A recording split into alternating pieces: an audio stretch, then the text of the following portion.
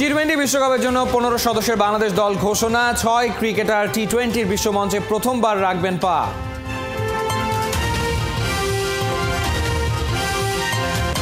লিটনের বিকল্প খুঁজে পাওয়া যায়নি। প্রধান নির্বাচক গাজী আশরাফ হোসেন লিপুর অসহায় স্বীকারোক্তি।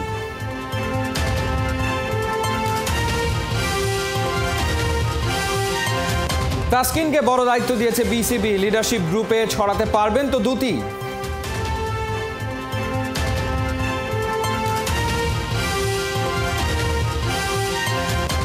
আবাহনীকে হারিয়ে ফেডারেশন কাপের ফাইনালে বসুন্ধরা। কোনো প্রতিদ্বন্দ্বিতায় গড়ে তুলতে পারেনি আকাশী নীলরা।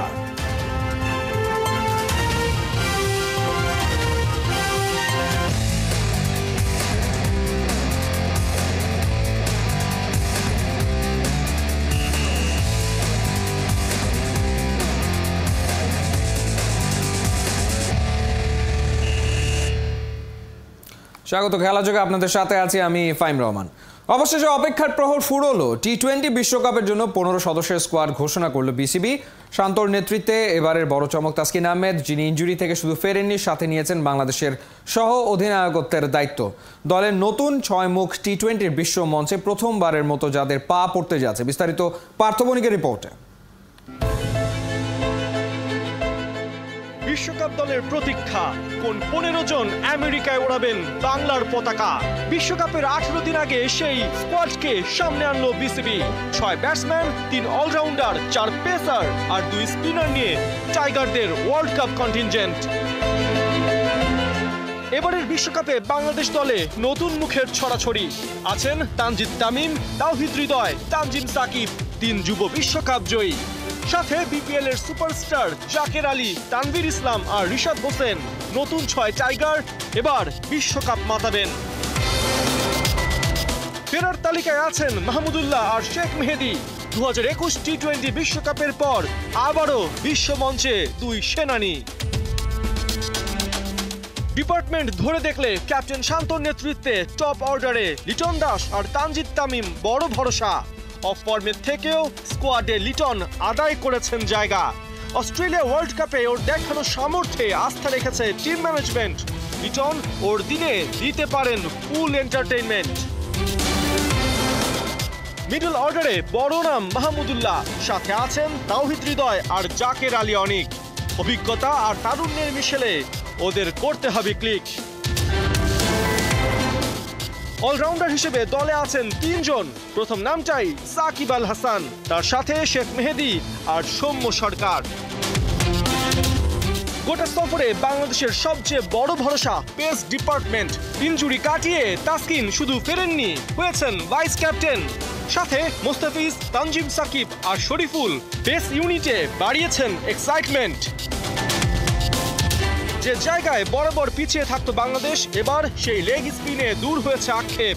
দলে নিউ সেনসেশন রিশাদ হোসেন। এদিকে বাঁহাতি স্পিনে একানন সাকিব আল হাসান, ওকে সঙ্গ দেবেন তানভীর ইসলাম। অবশ্য এই 15 জনের বাইরেও রিজার্ভ হিসেবে থাকছেন 2 জন, আফিফ হোসেন আর হাসান মাহমুদ। বিশ্বকাপে এবারও বাংলাদেশের সামর্থ্য নিয়ে আছে প্রশ্ন। তবে এই 15 জনকে ঘিরেই কোটি বাঙালির স্বপ্ন। ওরা পারবে, ওদের পারতে হবে। হোঁচট খেলেও ওদের হয়েই আওয়াজ তুলতে হবে। পার্থ বণিক, 71। লিটনের বিকল্প খুঁজে পাওয়া যায়নি। ওপেনিং স্লট নিয়ে অনেক ভাবনার পরও আস্থা খুঁজতে হয়েছে লিটনেই। দল ঘোষণার দিনে চিফ সিলেক্টর গাজী আশরাফ হোসেন লিপুর অসহায় স্বীকারোক্তি। খুব বেশি বিকল্প না থাকায় অফর্মে থাকা ক্রিকেটারদের নিয়ে যেতে হচ্ছে বিশ্বকাপে। তবে এই দল নিয়ে কমপক্ষে দ্বিতীয় রাউন্ডে যাবার স্বপ্ন দেখছেন চিফ সিলেক্টর। নাইয়ান বিন জসিমের রিপোর্ট।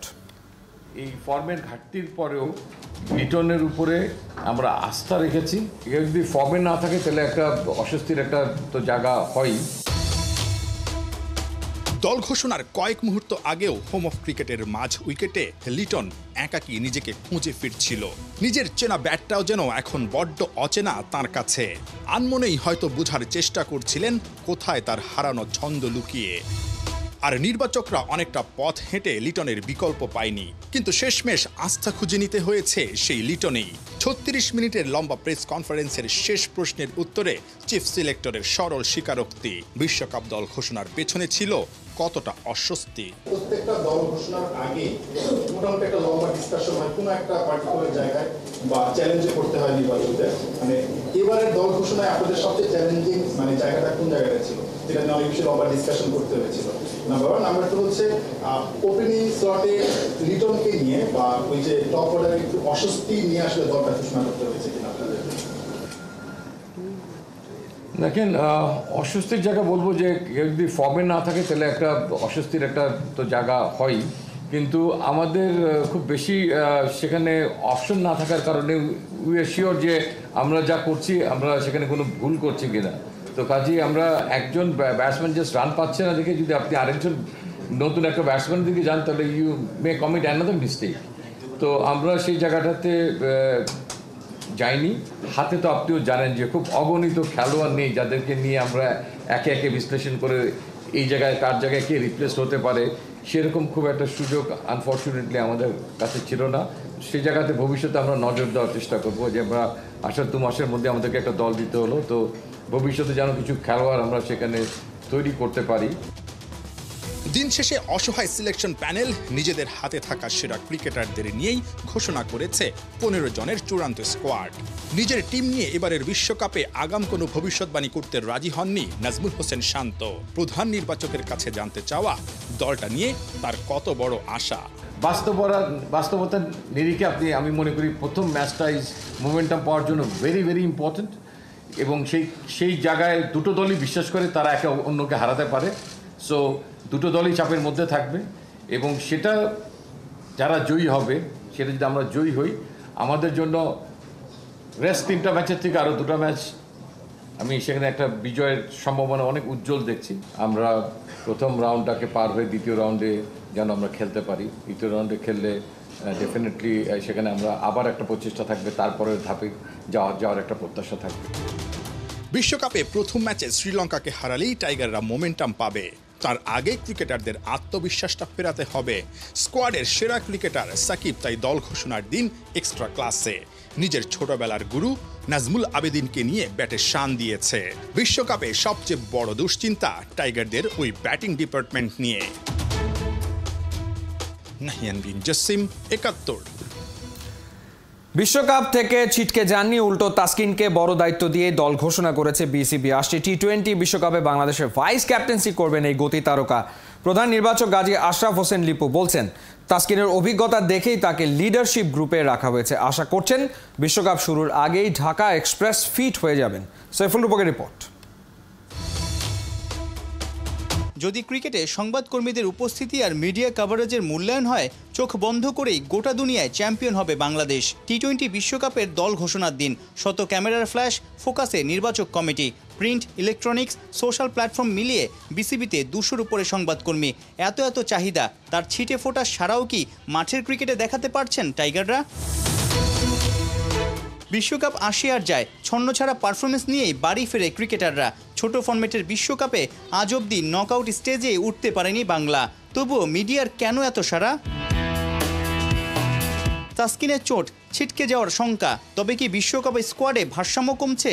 গেল দুদিনে ট্রেন্ডিংয়ে ছিল এসব ঘটনা, তাই আলাদাভাবে সবার আগ্রহে নির্বাচকদের প্রেস কনফারেন্স। সবাইকে অবাক করে দিয়ে বিশ্বকাপ দলে নয়া ভূমিকাতে ঢাকা এক্সপ্রেস। এটা বিসিবির সিদ্ধান্ত, বাংলাদেশ ক্রিকেট বোর্ড থেকে আমাদেরকে অবহিত করা হয়েছে।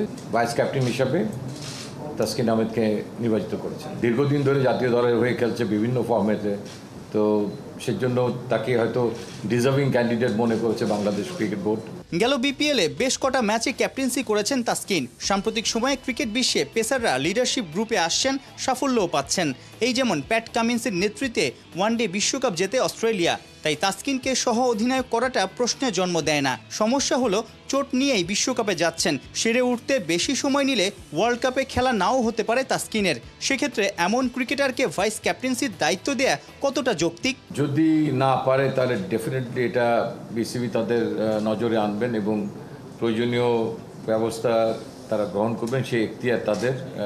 এই মুহূর্তে আমার জন্য একদম পরিষ্কার করে আপনাকে কোনো উত্তর দেওয়া মুশকিল। তবে আমার এতটুকু আমি ধারণা করতে পারি যে যদি তিনি কোনো কারণে না খেলেন, তো তার জায়গায় নিশ্চয়ই কাউকে সেই পদটি কিংবা সেই দায়িত্বটি দেওয়া হবে। তথ্যের আলোকে আমরা আশা রাখছি যে তিনি হয়তো বিশ্বকাপ চলার কোনো একটা পর্যায়ে সুস্থ হয়ে যাবেন, সেই আলোকেই তাকে দলভুক্ত করা হয়েছে। এবং আপনারা হয়তো অনেকেই ওয়াকিবহাল আছেন এবারের সিলেকশন এবং রিপ্লেসমেন্ট পলিসি আইসিসি যেটা, সেখানে আপনি একজন ইনজুর্ড খেলোয়াড়কেও ক্যারি করতে পারবেন, যাকে আপনি পরবর্তী পর্যায়ে যদি তার আকাঙ্ক্ষিত রিকভারি না হয় তখনও আপনি তাকে বদলাতে পারবেন। ইটস নট যে কাউকে একদম ফ্রেশ সবাইকেই আমাদের 25 তারিখের মধ্যে নিয়ে ঢুকতে হবে, তারপরে কেউ ইনজুর্ড হলেই তখনই শুধু আপনি বদলাতে পারবেন। ব্যাপারটা ঠিক এমন না, আপনি একজন ইনজুর্ড খেলোয়াড়কে নিয়েও আপনি টুর্নামেন্টে ঢুকতে পারবেন। টিম ম্যানেজমেন্ট আর নির্বাচকদের আশা 7 জুনের আগেই ম্যাচ ফিটনেস ফিরে পাবেন। ফুল রান আপে পুরো রিদমে বোলিং করতে পারবেন তাসকিন আহমেদ।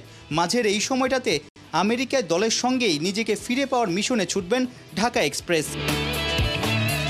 সাইফুল রূপক, 71।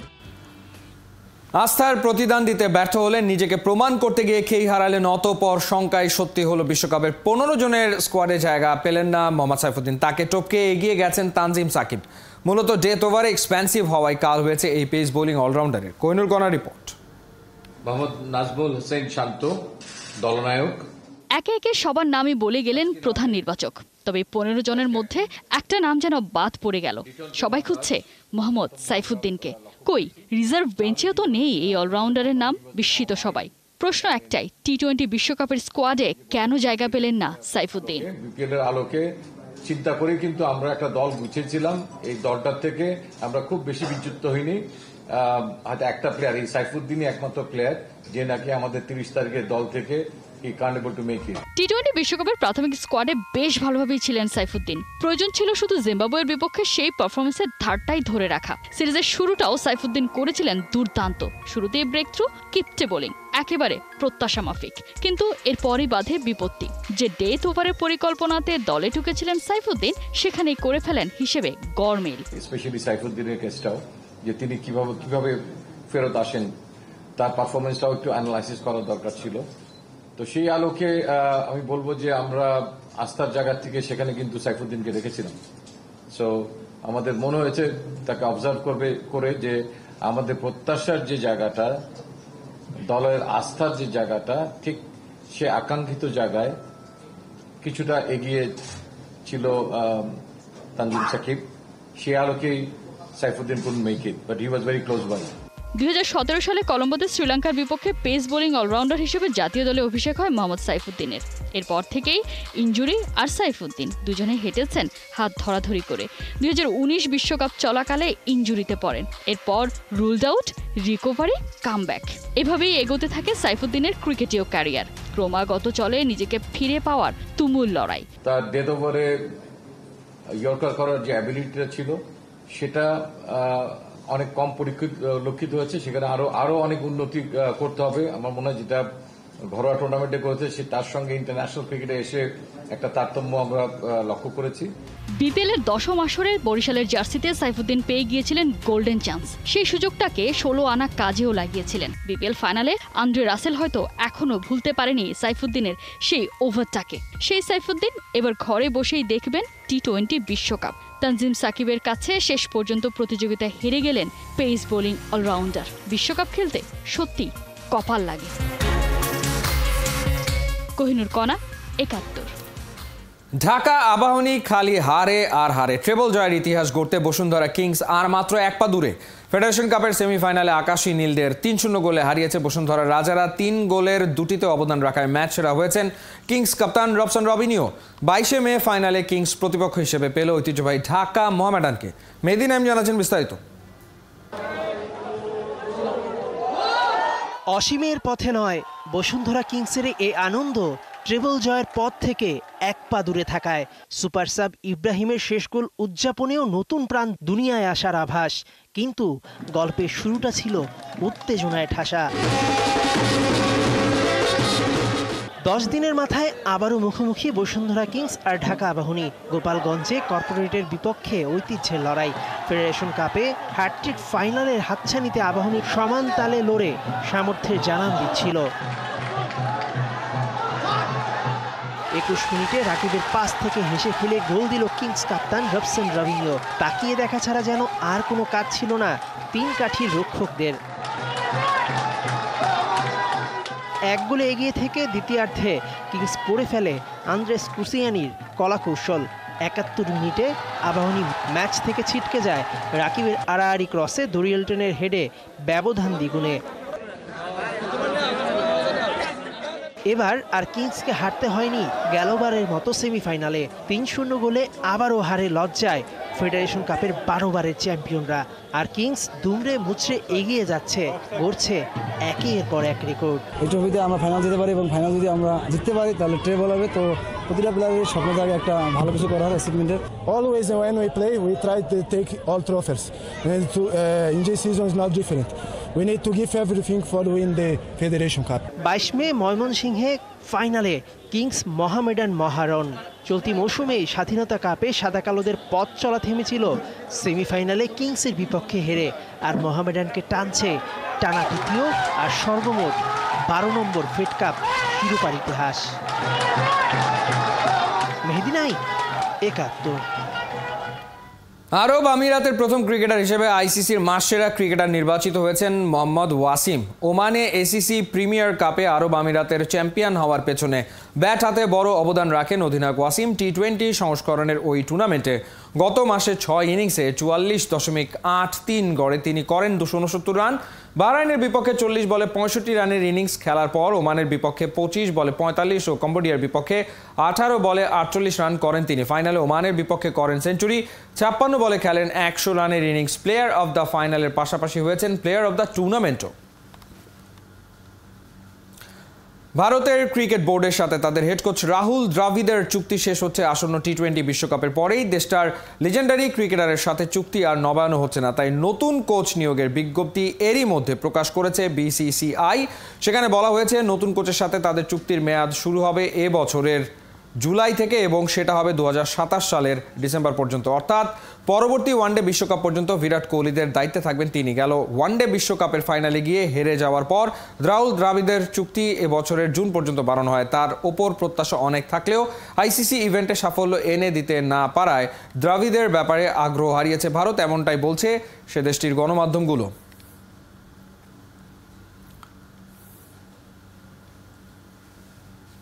এই ছিল এই মুহূর্তের খেলাযোগে সরাসরি সংবাদ অনুষ্ঠান। দেখতে থাকুন 71-এর ফেসবুক পেজ এবং সাবস্ক্রাইব করুন 71-এর ইউটিউব চ্যানেলে। 71-এর সাথেই থাকুন।